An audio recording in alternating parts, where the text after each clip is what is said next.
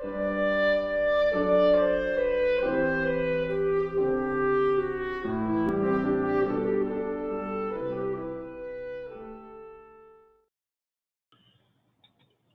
the title of the talk tonight is Red States, Blue States, and the Dream State. About 25 years ago, maybe, when the internet was still in its early stages, one of the things that was held out as a promise, as a possibility that, since the internet will allow everybody to talk to each other all over the world, it'll be a wonderful thing because, we'll get to know each other and understand each other better and, we'll create more harmony. But like a lot of things, it was subject to the law of unintended consequences. And one of the consequences is that the, other internet companies figured out that they could sort of game the system and learn your preferences so well that they could just feed you what you want to hear. And they got better and better at doing that to the point that what most people hear is what they want to hear, and that their own opinions are reinforced by that to the extent that there seems to be more division than there ever was before. Right? Red states, blue states. And that division, that level of discord, seems to consume a great deal of time and energy, and just, psychic capital gets expended. I don't think that comes as a surprise to anybody.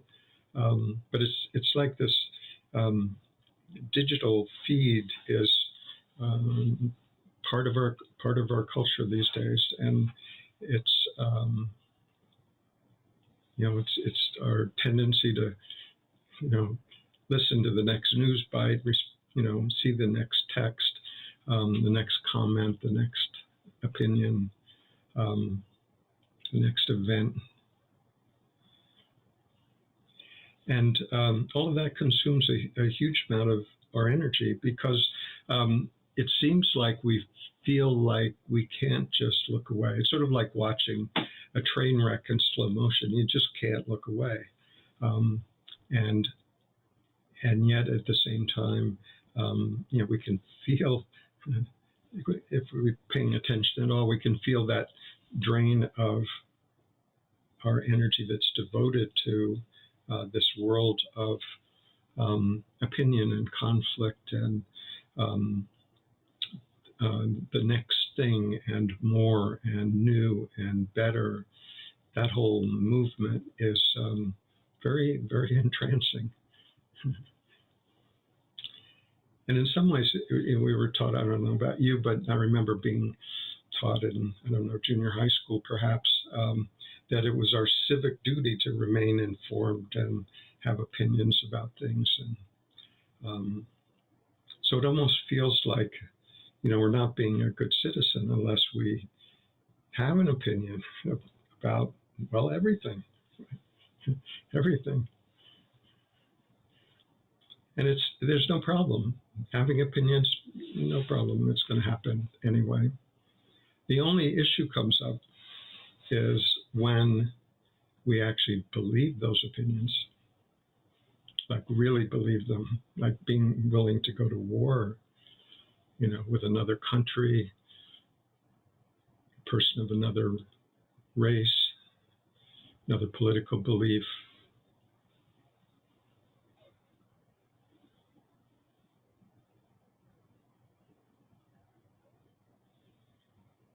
So that level of certainty, that willingness to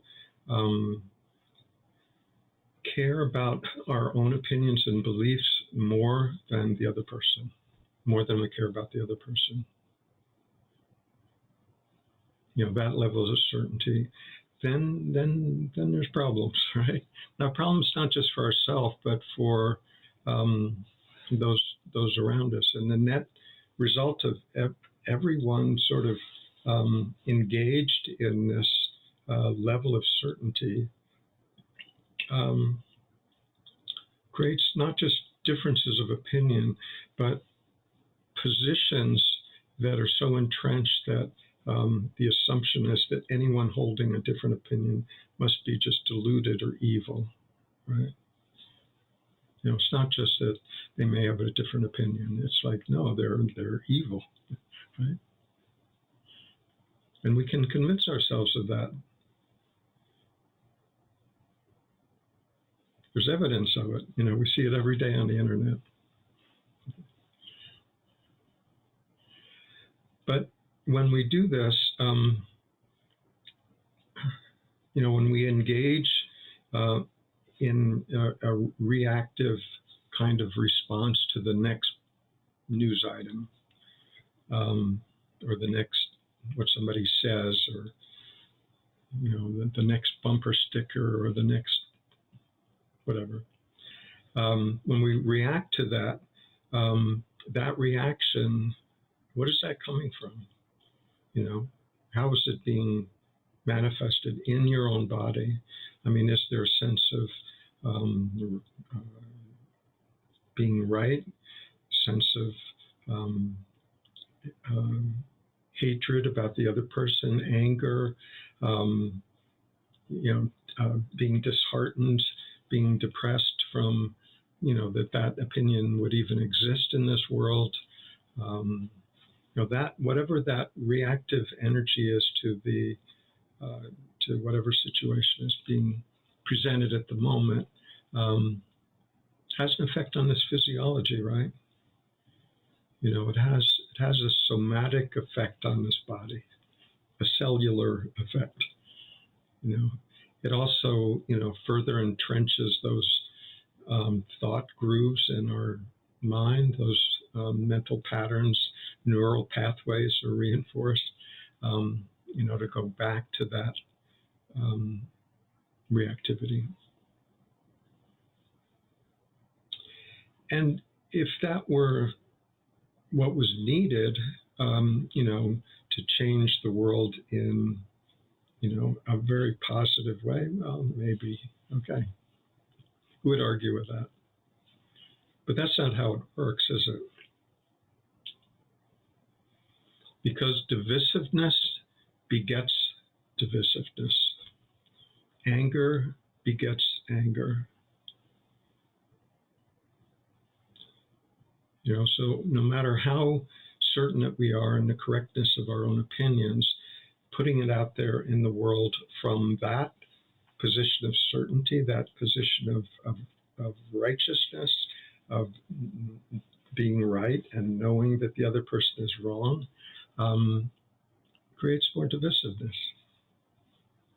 Even if it's done with the best of intentions, if it's coming from that underlying sense of what we believe to be true, then that energetic effect is what has the most energy. So we can really investigate what our personal motivations are when we decide to go out into the world and act in response to certain situations that we find intolerable, right? But it's good to know what exactly that motivation is. One of the reasons is that probably, in the course of history, probably more harm has been done in the name of making the world a better place than for any other reason. Right? Being quite certain that my idea of how the world should be is the right one, right? And I have the power to make that happen.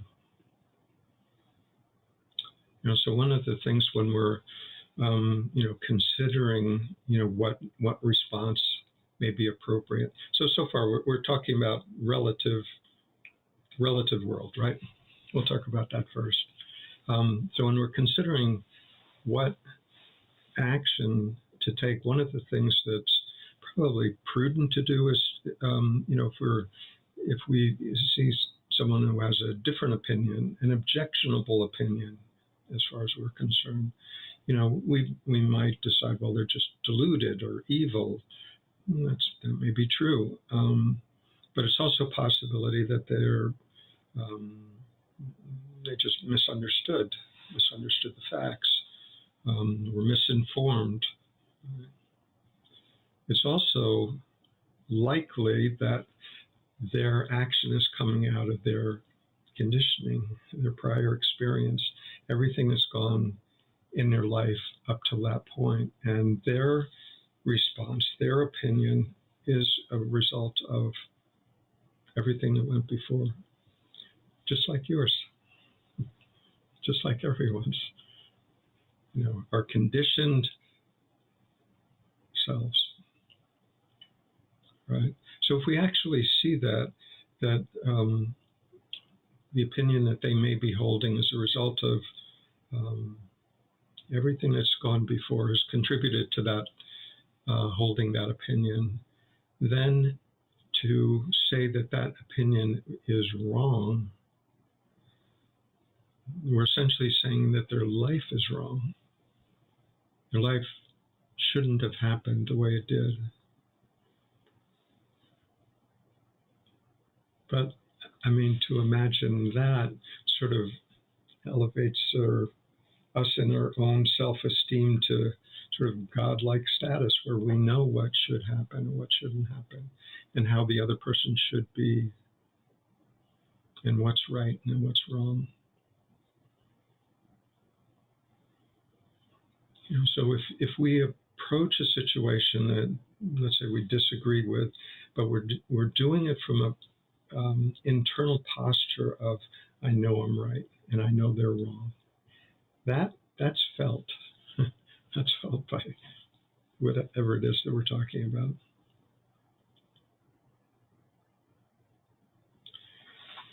So if we're approaching a situation out of reactivity, just out of automatic response from our own conditioning,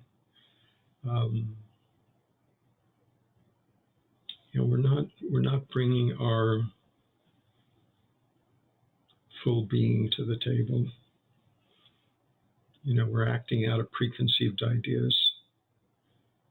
And preconceived ideas are never quite appropriate.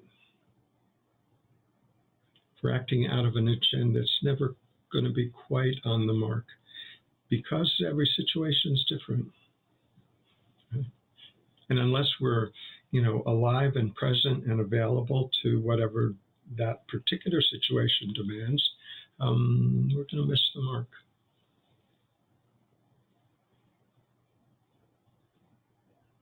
So what, especially in more complex situations, what's really needed is to sort of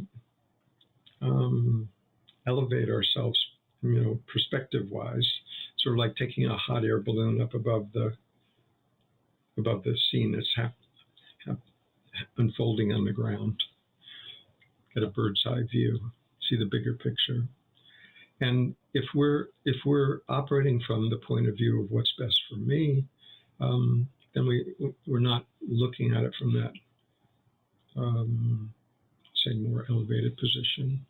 But if we are, maybe we can see what is needed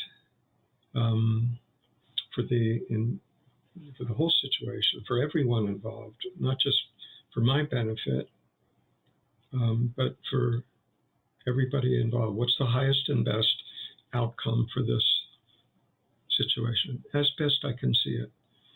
While maintaining a certain degree of humility, knowing that we may not see the whole picture, right?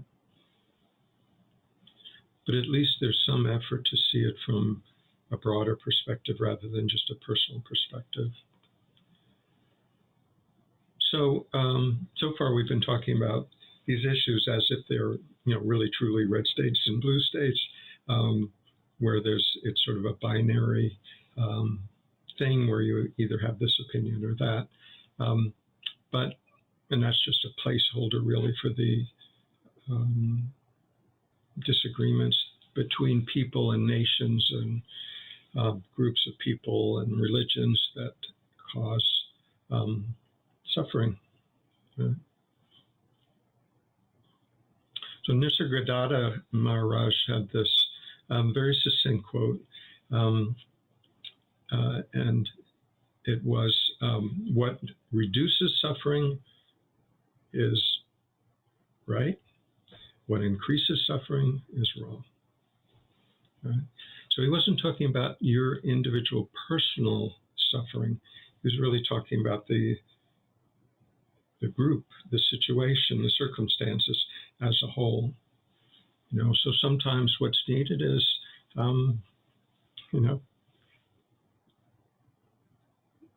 not to come out on top.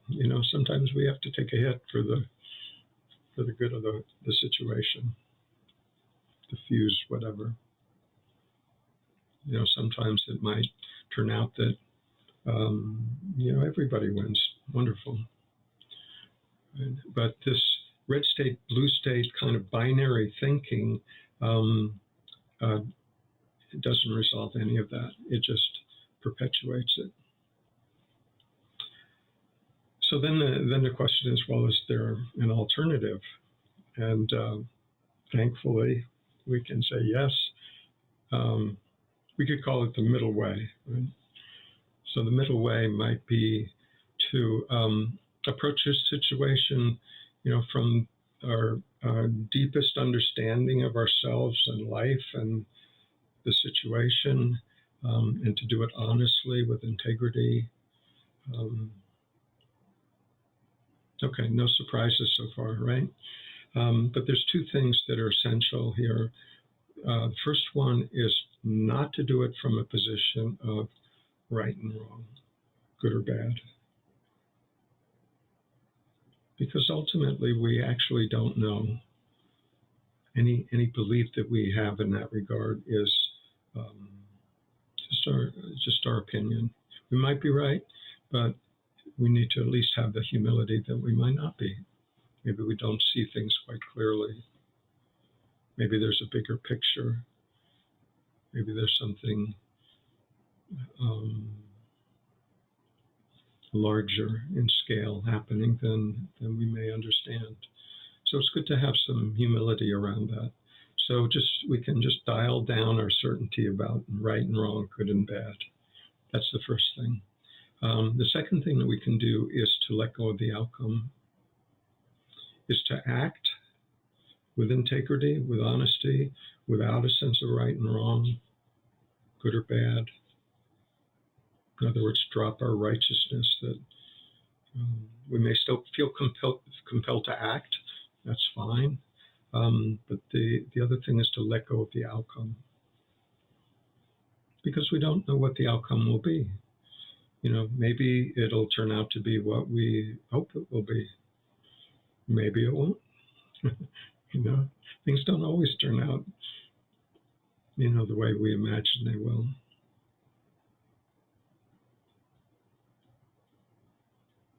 So just, and also the outcome isn't our job. Our job is to do the best we can with what we know from the deepest part of ourselves, and to do that with integrity. That's our job. The outcome is out of our hands because there's just too many other factors involved.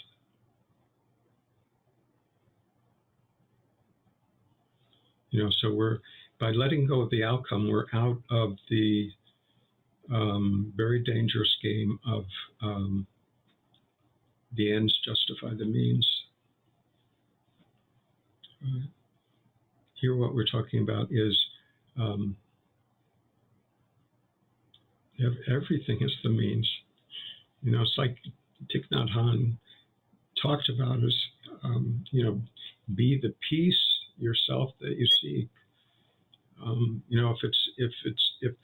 If it's not happening from a sense of peace within you, how can we expect the outcome to be peaceful? If if deep within the senses of righteousness or belligerence or arrogance or certainty, or how can that generate a peaceful outcome? So our job is at the source, and the source is what's happening now, not what may happen in the future, not what the outcome may be. So with this binary kind of thinking, there's always a gain and loss, right? Winners and losers. The whole legal process, wars. Everybody loses, of course, but some people lose more than other people, right? That whole movement of opposition and division, even as attractive as it is to so many people, to seek control through wealth or status, or just physical strength or strength of one's personality, to get more of what they want for what? Want for this particular body mind. So we're getting closer to the more underlying cause of this divisiveness, this degree of suffering, and we can see that nobody gets what they want all the time, right? Except one person. One person that gets what they want all the time is the person that allows everything to be.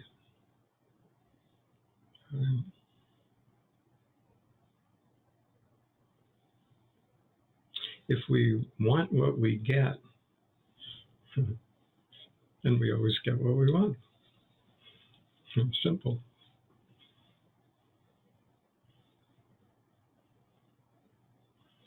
It's when we want something other than what's happening that the issues are created.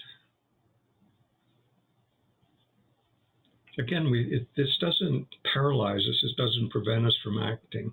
We can still feel compelled to do something. Fine, do it. Wonderful. We have a chance to learn from it. Maybe it'll turn out. But to do it without the sense of right and wrong, and to do it without insisting, demanding on a particular outcome.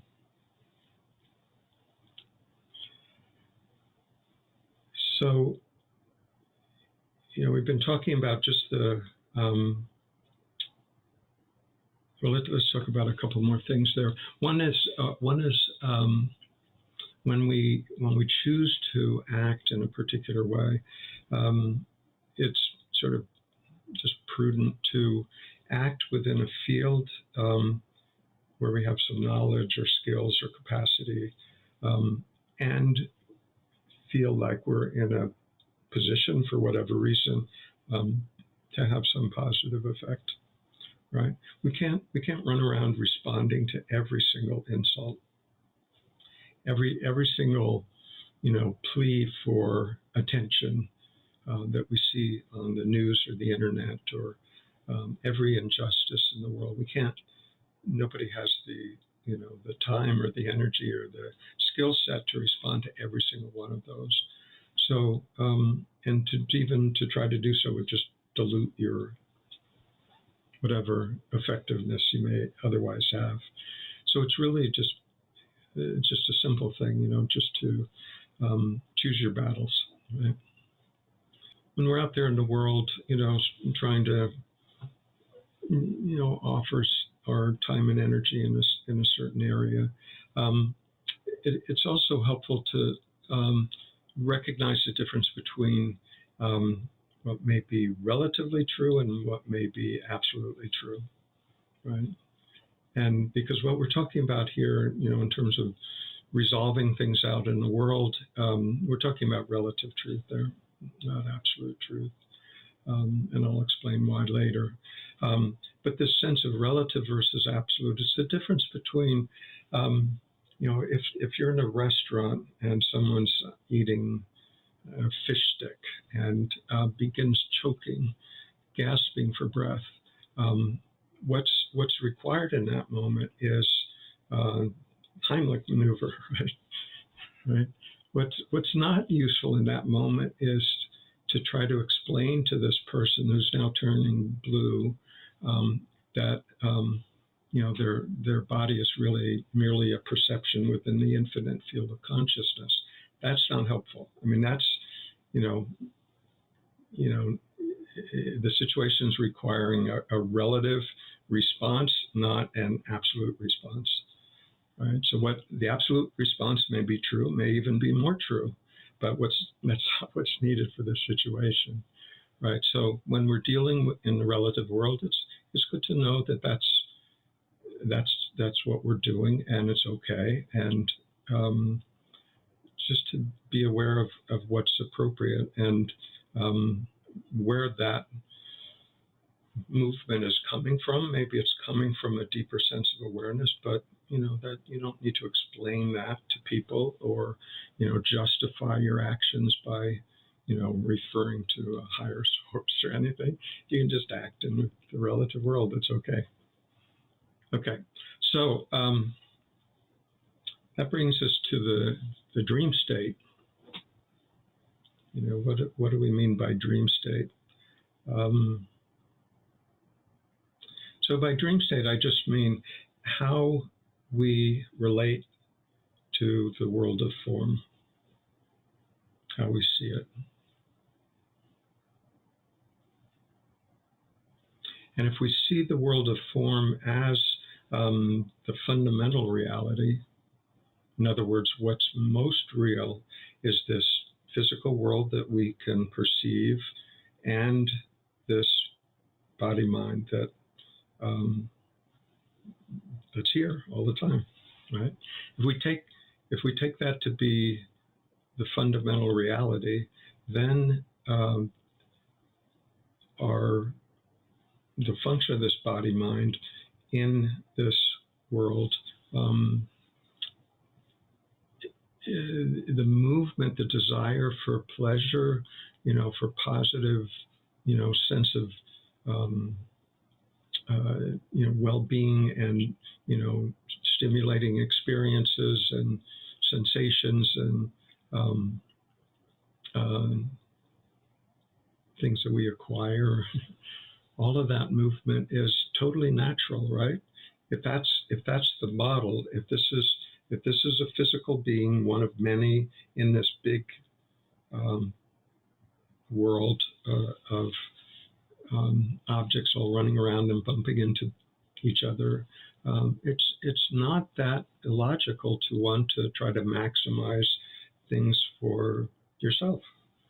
Even if you're sort of an altruistic person, or maybe even a spiritual person, it can be quite self-enhancing to feel like you're, being generous and altruistic, and which is good. It's probably better than the alternative. But if that movement is coming from a sense of I'm doing it to feel better about myself, then whatever virtue may seem to be present there is tainted. So it's just something that we can be aware of. If that's our assumption, that what we are is this body-mind. So that's what it really comes down to, right? This identity, where our identity is parked.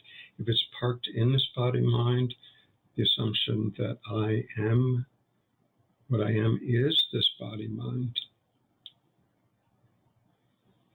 And I call it an assumption. It for many people, it just might seem like the most obvious fact in the world. If you ask somebody, who are you? They'd say, well, I'm me, of course. What a silly question. But if we're willing to ask the question, it may point to something that we might not even think to look at otherwise, because that's really the beliefs that have the most or pernicious quality to them, the ones that we don't even examine because we're so certain that they're true. Right? This is really the definition of karma, right? Byron Katie calls it the result of unexamined beliefs. We keep behaving in the same way, suffering from the same circumstances, very similar circumstances, because we never stop and look at the beliefs that are holding that pattern in place.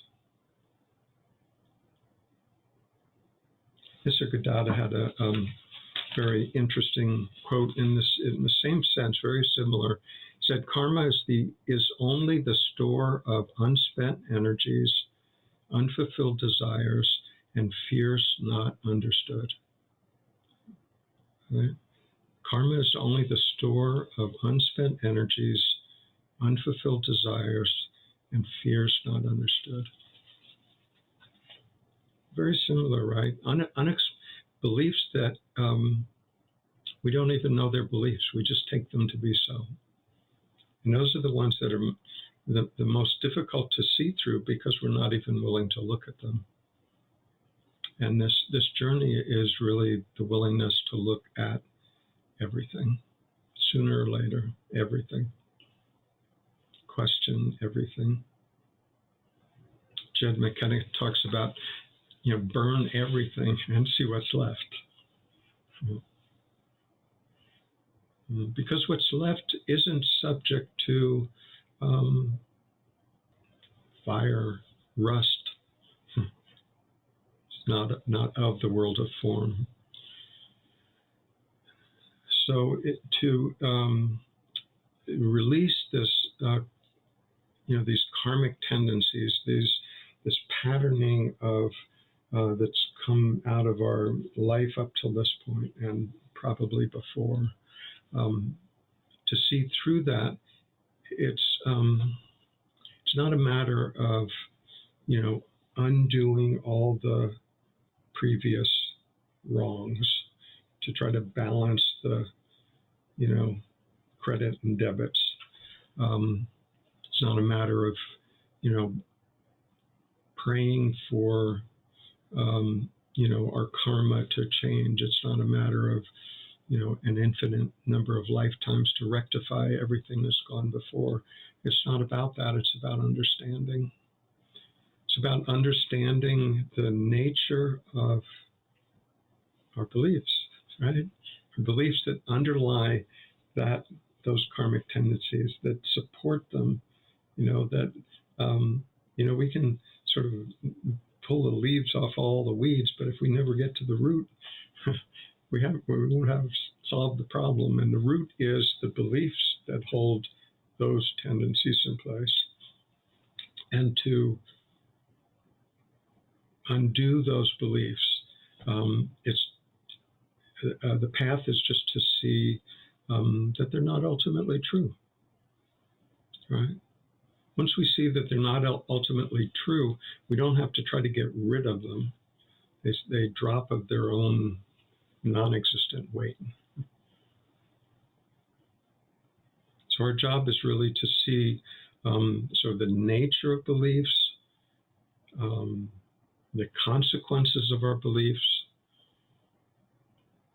and how those beliefs operate in our head.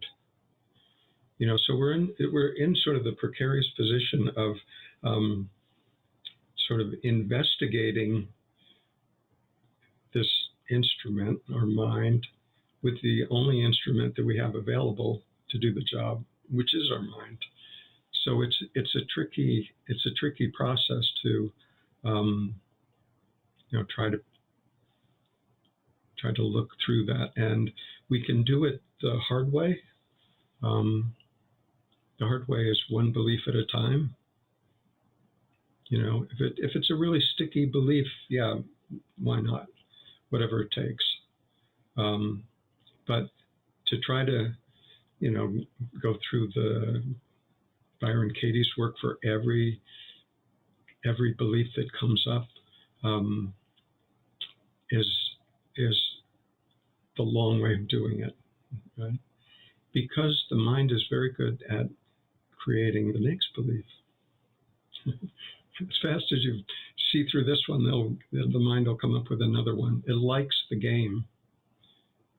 Doesn't mind the game at all. It's willing to play that game all day long. What it doesn't like is seeing through the nature of belief.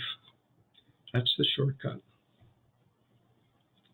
Seeing through the very nature of belief as a whole, not a particular belief, not to come up with the right belief, right? But just to see the nature of belief. And the nature of the belief is that it is not fully true. Maybe sometimes true, maybe partially true, but never absolutely true.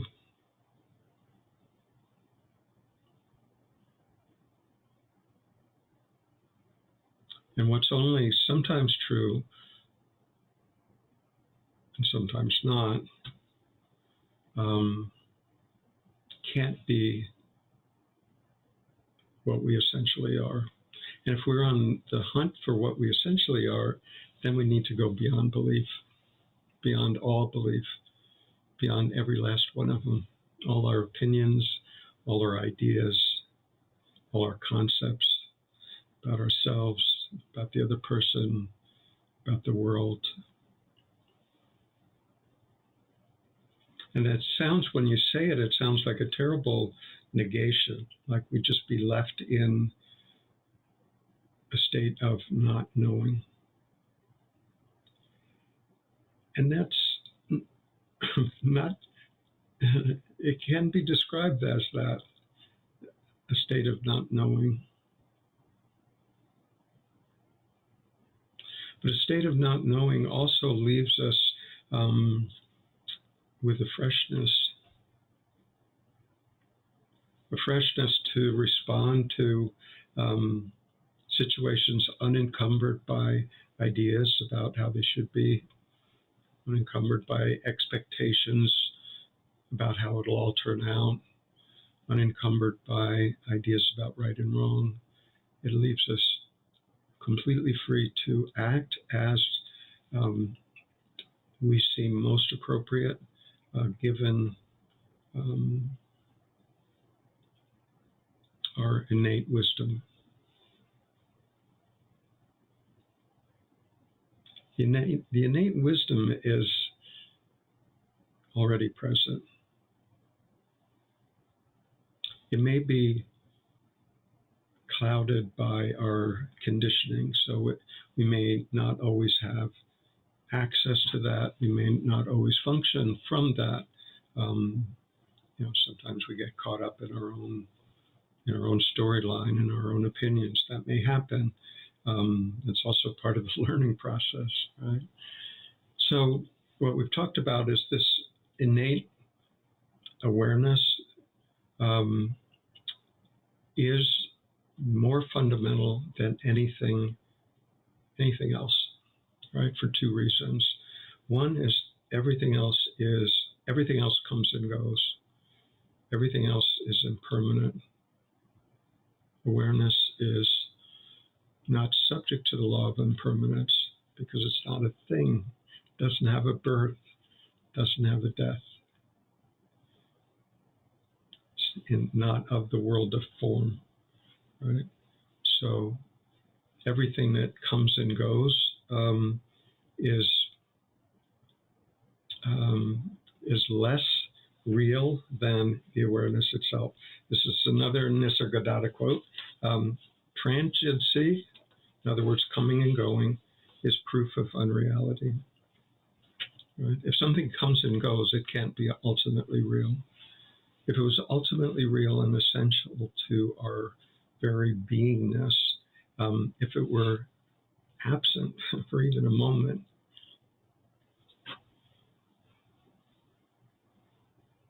what would we be? We can't flicker in and out of existence, based on, a change of belief or opinion or idea about ourselves.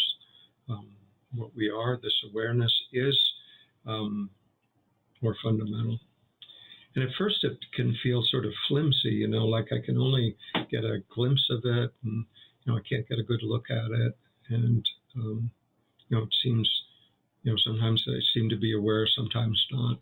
But the more familiar we get with it, the more solid it becomes, the more reliable it becomes, the more ever-present, more substantial, right? Everything else seems less substantial. Right? The other way that awareness is more fundamental is that everything else is dependent on it. Every experience, every thought, every feeling, every sensation, every perception is dependent on awareness, can only happen within the field of awareness. It's only awareness that notices any of those things. Whereas awareness isn't dependent on any of those things. Awareness can be aware of itself, self-aware.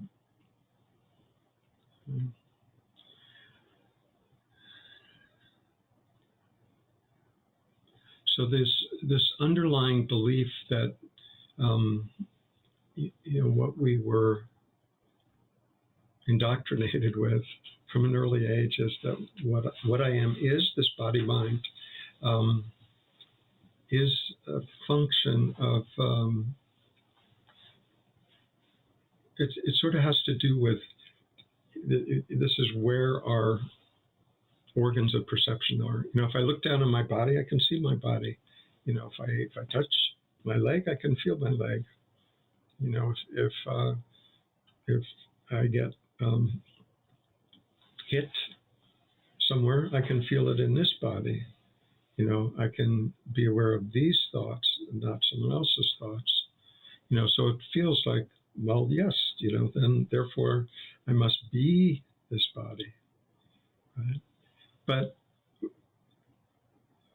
there's a jump in the conclusion there. What is true? There's not a denial that this body-mind exists, and it's familiar, and it's nearby. Sort of, the awareness seems to be present for this particular body, as experienced by this particular body. So we can say that, therefore, that's what I must be, right? But let's say your wisdom tooth, right? It's also familiar. It's also nearby. It's also proximate to what we take ourselves to be. And we may not like the idea of someone pulling it out of our mouth, but we don't feel like our identity is at stake. Right? So just the idea of proximity and familiarity, and yes, I can my senses perceive this body-mind, doesn't prove the identity, because all of those things are happening within awareness. And so we can look and again go back to the question of what's more primary.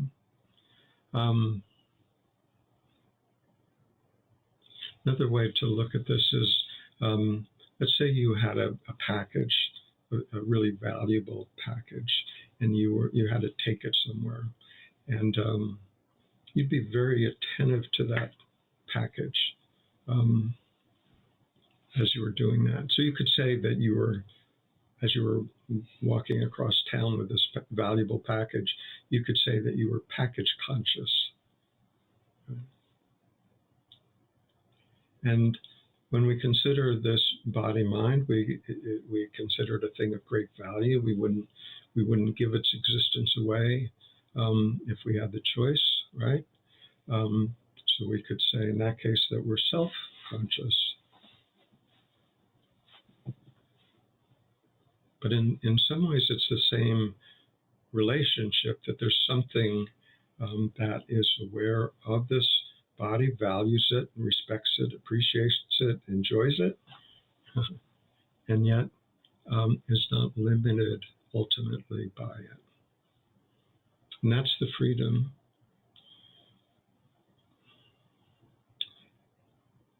And in terms of the conflict and division that we see all around us, we can try to elect the right politicians that we think will be helpful. We can try to do whatever can be done to sort of diffuse violent situations. We can be nice to people that we meet on the street. There's things that we can do, and if we can, then great. It's good to do them. But all of those things, I would suggest, are in the relative world, and they have the function of buying some time. And that without the fundamental understanding of what we truly are, that this awareness is fundamental. And not only fundamental, but it's not a personal awareness. It's not my individual awareness. It's the one awareness functioning through and as everyone. And until there's a recognition of that,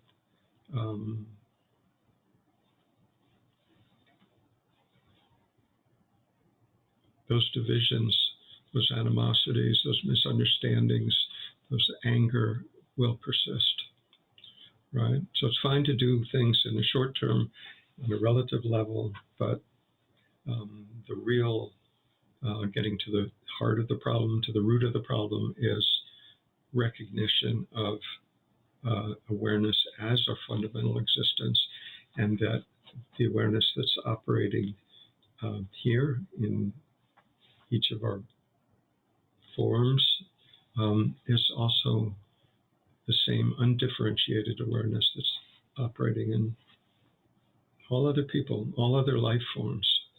Right? And when that's really understood,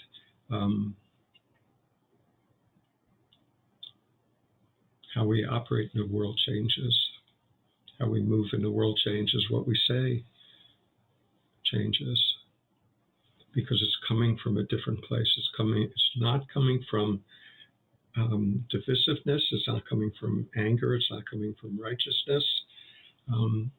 It's coming from a fundamental understanding of who we are. And that that understanding allows personal desires to drop away. They may still arise in the mind, but we're no longer compelled to act on them. Right?